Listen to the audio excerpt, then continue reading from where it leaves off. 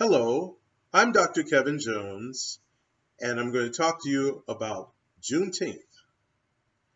As a descendant of the Lee family of Virginia, yes, the same family of Confederate General Robert E. Lee, I want to provide you with a little history of Juneteenth and begin our recognition of Juneteenth at IUPUC.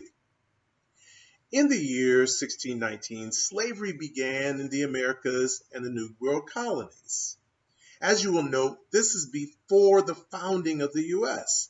While many countries ended slavery as a lawful practice, most notably England in 1834, the United States did not end slavery until the formalization of the Emancipation Proclamation on January 1st, 1863.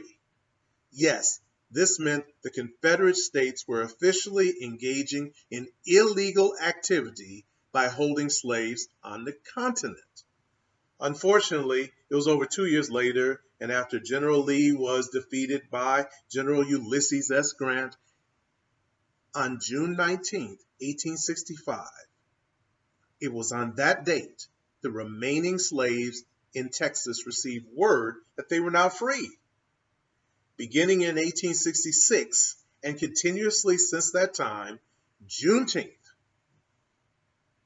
June 19th of every year, is celebrated. It is the only major nationwide celebration of the end of slavery. 47 of the 50 states and many cities across the U.S. have an official commemoration of Juneteenth, including Indiana. On Juneteenth, we take time to celebrate, reflect on our history, and consider the future. Juneteenth is a reminder to all of us that freedom is a right for all members of this country.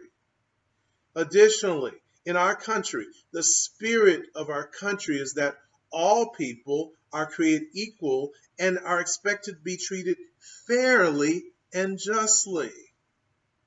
On this Juneteenth, celebrate with us as the remembrance of the significant African, American, and American historical event, but more importantly, continue to fight to end systematic racism, which continues to limit the potential contribution of African Americans and many others in this country. Let us reflect on the ways that we can be part of the solution. Ask, what can I do differently to ensure that future generations will look back on this time of protest and conversation as a time of real change and not just talk? So, on this June 19th, 2020, we encourage you to reflect on how we can stand against bigotry, racism, exclusion, and violence in our country. Next year, when we arrive at June 19th, 2021, my hope is that we can see true progress has been made to address the divide in our country.